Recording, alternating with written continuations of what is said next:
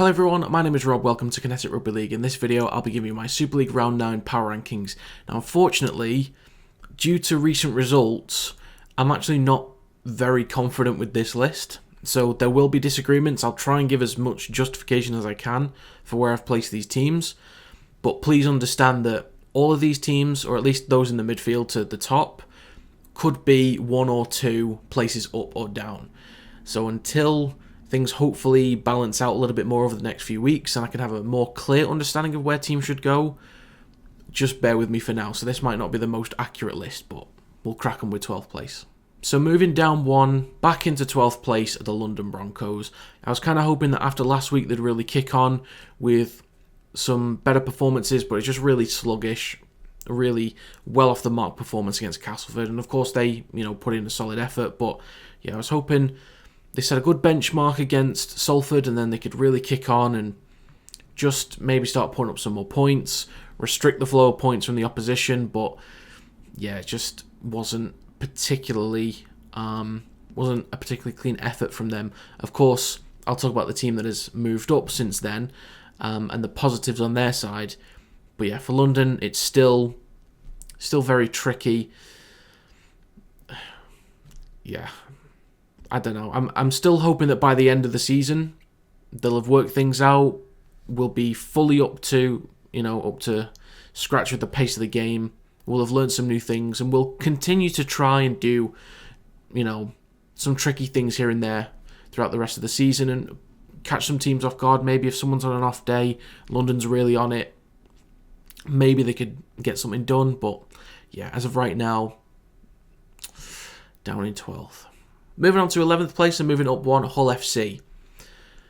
Their match against Leeds was quite possibly one of the worst games of rugby league I've ever seen in my life. And I hope to God that I'm never forced to watch that again, because it was utter garbage. The positives for Hull FC is they look to be in pretty firm control for a lot of that game, especially the first half. So in terms of coming out the back, they seem to do a pretty good job, but in the middle third of the pitch, seem to do well in that battle in the middle, get quick play the balls, dominate the field position battle, but attacking, spreading the ball, last few tackles in the set, they had no idea what they were doing. Absolutely no idea. And that's pretty much one of the only things that saved Leeds in that game, was that Hull FC had no plan in what they wanted to do. But at least the positive on the side of Hull FC is it's a start. I think Charles as well at number 7, I think pretty decent effort from him. Wasn't afraid to take on the line and really try and create some opportunities. Took on the kicking game as well, so fair play to him. Had some long-range kicks in there. So, hopefully if he gets regular game time, and with Jake Truman potentially coming back in this week, they can start to build a partnership, and that could really help to build things up. And then Morgan Smith can focus on being the number 9 off the bench, or the starting number 9 in a position where I think he's more effective. So there's positives there for Hull FC. And defensively, I guess it was a somewhat decent effort to only allow 18 points given what they have conceded over the last couple of weeks. But yeah, they're still way off, but at least we saw some life and some fight in that team. Moving on to 10th place, and still in 10th place, Castleford Tigers. This is getting to a point now where Castleford are looking to actually join and potentially overtake one of these sort of bottom of the midfield teams. So there's still a bit of a gap there, but they've been making some serious improvements the last couple of weeks, and their control against London was very, very good.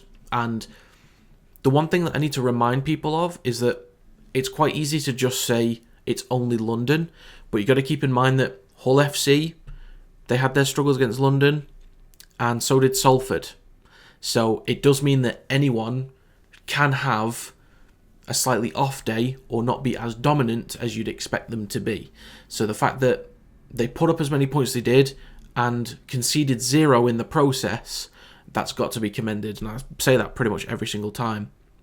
And Tex Hoy immediately first, what was it? Was it the first minute or the first? It was well inside the first 5 minutes. Tex Hoy having an impact straight away.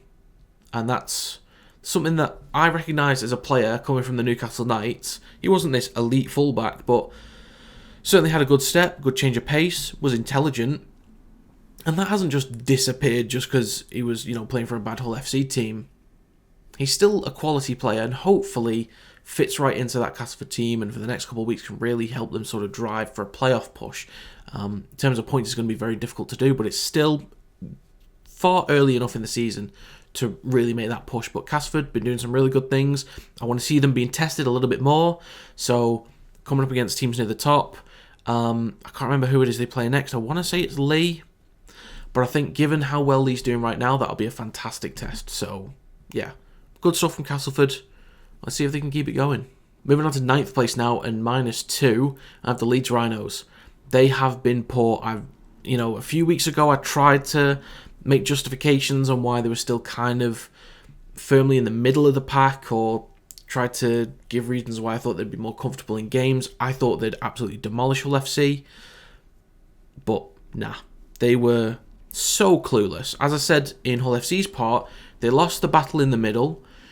Second half they came out with more ruck speed, which did help them a little bit. Defensively, fair enough. Even when Hull FC were running at the line, they still did a good job to defend their own try line. But Frawley and Croft don't really seem to have a grip on that team. The attacking style looks very flat. They don't really have any clue what they want to do. And the moment that a Hull FC player jumped out the line and really jammed into them, it was all over the place. They looked okay at times when they were playing a little bit off the cuff, but structurally, there's some real issues there. Some real issues. I have a fair bit of trust in them on the defensive side, but with the ball and controlling the game and decision making on like the 4th tackle and 5th tackle is so poor. It really is poor. They have done well at the start of the season, and it's always possible that they could regain that form at some point, but I'm just losing a lot of trust in that team. It has been really bad the last few weeks, and I thought this game against Hull FC would be a good chance to kick on, build a bit of confidence with a strong result, but nah. In the power rankings right now, I think they'd still struggle against Castleford at this point, and of course they just struggled against Hull FC, but I think they'd still beat Castleford just about.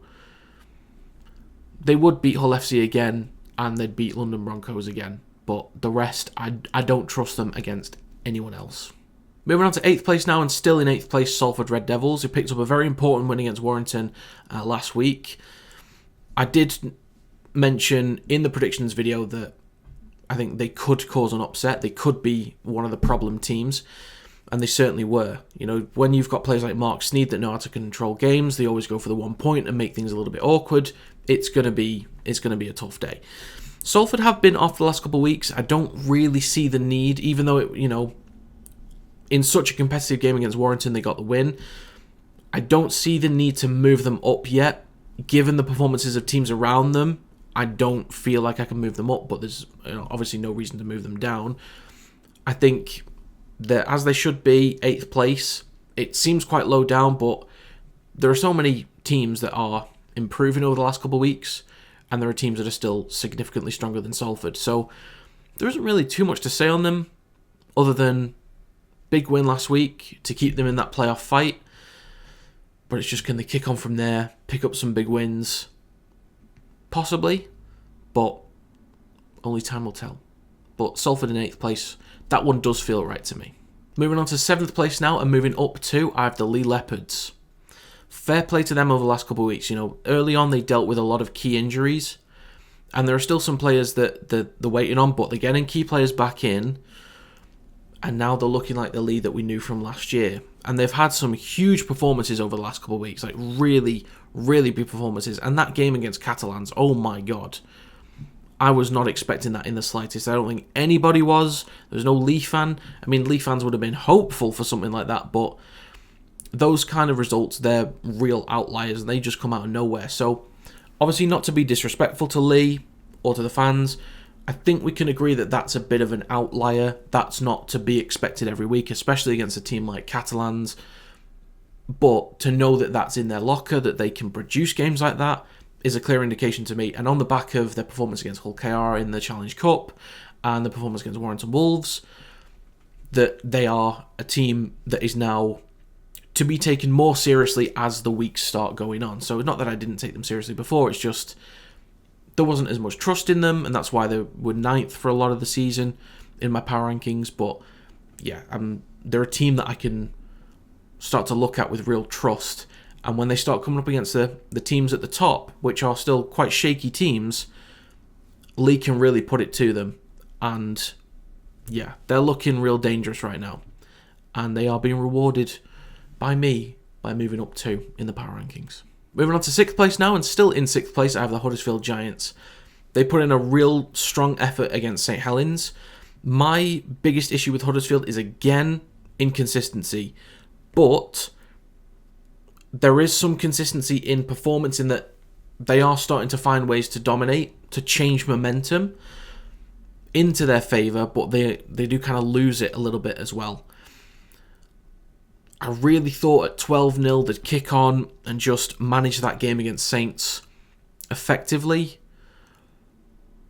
And look, not everything's going to go their way, that's fine, but I was hoping for them it would just be a real defining win. Obviously, performance-wise, very, very strong, and to have that level of control over St Helens is a huge positive, but I need to see a bit more consistency. And that's why they're right in the middle of the pack for me, because they were pretty awful defensively. They've kind of gone past that. They're not so bad. They're not such a liability. But sometimes I don't know what they want to do on the last tackle.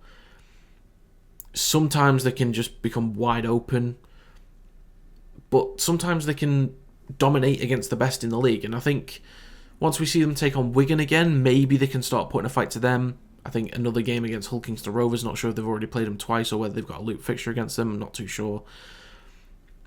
But there's some good things from Huddersfield, but still a few issues in there. I think the gap to Leigh is very small now, so I think they're more likely to move down next week than they are to move up, just based on the gaps between teams, but we'll just have to wait and see. Moving on to 5th place now, and moving down 1, I have the Warrington Wolves. They have been on some great form recently, but I would say the performance against Leigh was lacking. Of course, eventually late on in the second half, so in the last quarter of the game, basically, that's when they started turning things around. So for an entire hour, they were basically being outplayed by Leigh. And then, of course, just really sloppy, really abysmal effort against Salford. They were missing Matty Ashton, so we're a little bit weaker down that left-hand side, with Matty Russell filling in instead. But it's not really too much of an excuse with the team that they've got as well. I know Leon Hayes was also taken off injured. I hope he's doing well, and I wish him a speedy recovery, but and that's going to change things up in the spine. But just the overall display, just too clunky, and just too... It just looked like too much of one of those performances that you get from the Powell Season 1 days. Just not really having a clue. Just too many errors. But Warrington is still a firm competitor, week to week. Will cause a lot of teams a lot of problems. I think they put up the most points. So I think Wigan have the best points per game ratio, but in terms of total points, I think Warrington is still first, if I'm not mistaken. But defensively, need to iron some things out. But I'm not panicking too much about them. But we'll have to see how things work out over the next few weeks and see whether they can start turning things around. Because this is the kind of thing that we need to see Sam Burgess taking on. Is there's a little bit of pressure coming towards Warrington. Can they start turning it around? Or will things start sinking very quickly? Moving on to 4th place now, and moving up 1 are the Hull Kingston Rovers. Incredible effort against Wigan to control that game. It wasn't one of those where it was like, we're just going to give you everything. Hull KR earned that performance and earned that win. So, fair play to them. The thing is, as much as I kind of wanted to move KR up a little bit more, but then instant flashbacks to the week before against Catalans, so I couldn't really justify moving them moving them anymore, but they did definitely deserve to move up based on Warrington's performance and their performance against Wigan. So, again, I said this a few weeks back, I want to see Hull KR tested. I want to see them getting these performances against the top teams, because they had a few battles against decent midfield teams. Leeds when they were in a bit better form, against Warrington when they started picking up better performances, and then Catalans, I was thinking, right, I'm going to back them on this one now. They've kind of shown that they're resilient enough, and then that kind of failed. I did say I wouldn't be surprised if they won in my predictions video, and fair enough. I just thought if KR was going to win that game, it was just going to be a grueling game, and I think I predicted Wigan to win 2018, and I literally just would have given it the exact same score the other way if I thought Hull KR was going to win that one. But yeah, incredible effort, still not without their issues like pretty much every other team in the league. But I think for them now, I want to keep seeing them get more challenges against the best teams, just picking up a little bit more consistency and avoiding those outliers like that result against Catalans last week.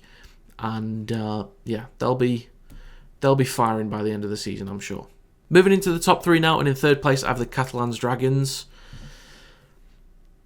They're a bit of a question mark for me at the moment. I don't really know how to place them, because one thing I noticed in their performances, their home performances against Castleford and Hull FC, although score-wise they were dominant, performance-wise, it wasn't without issue.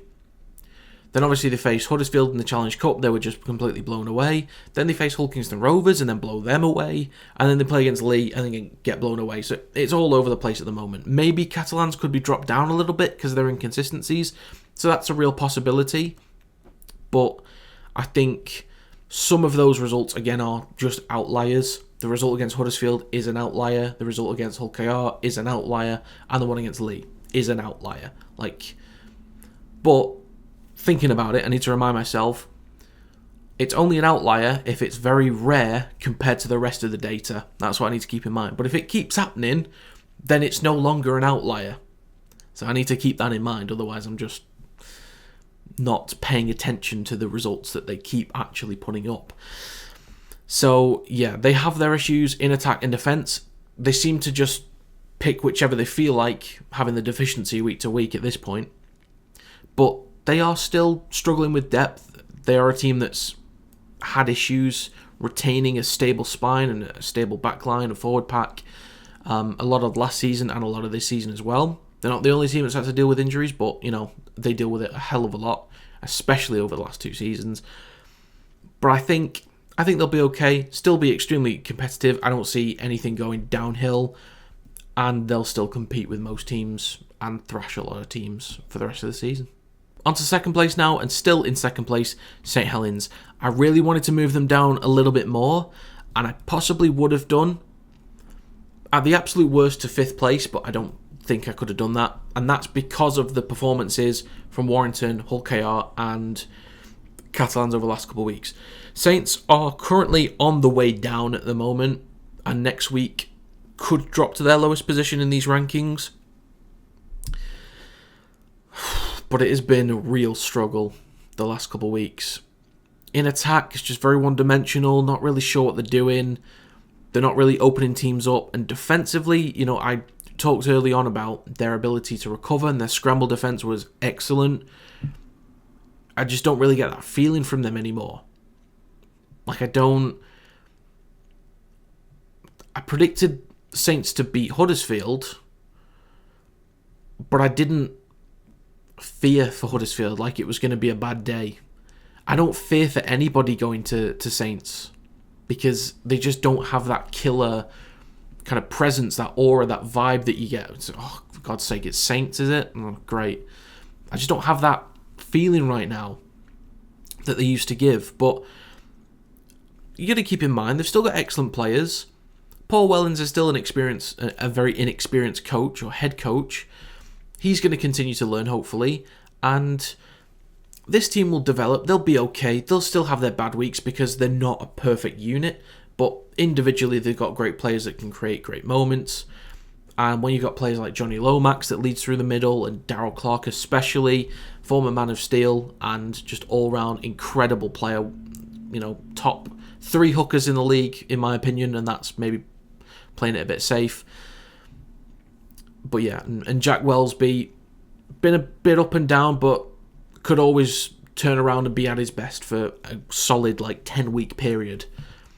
So yeah, performances have been off, but nothing to worry about just yet. But as I said, they could start making their way further down this list over the next few weeks. Finally, in first place, and still in first place, Wigan Warriors. I will have to say that the gap between teams is tiny. But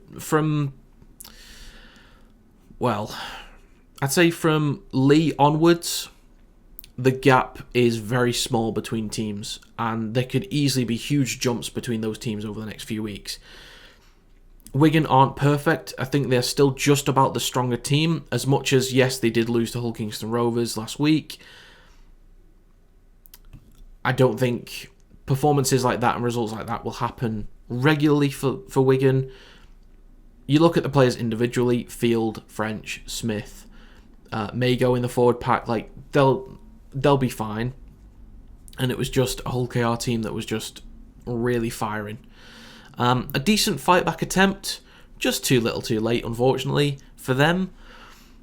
But I think against most teams, Wigan still look to be the strongest team for me.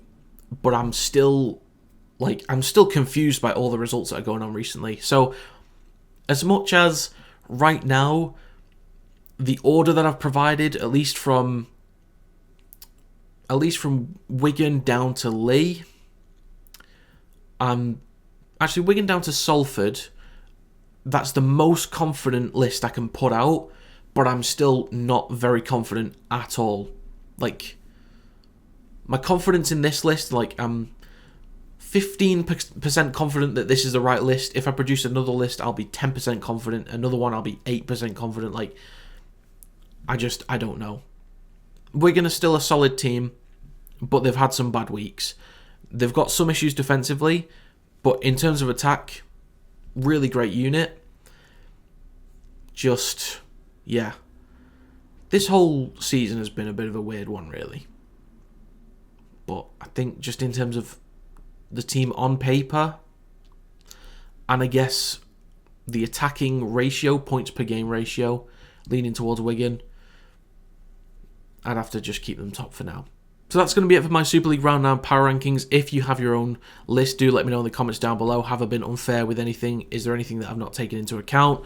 I, again, have to reiterate, I'm really not sure about this list. And if you provided another list with a few other options or a few different changes, I'd be happy to say, look, I can't disagree, really, because yeah, the results are all over the place, and I'm trying to take nuanced things into account. I'm trying to take the last few weeks into account, not just last week. But yeah, it's really tricky. Sometimes it's nice when results just go the way you expect them to, so then these videos are just a lot easier to put together. But yeah, let me know what you think. But thanks again for watching, and I'll see you next time.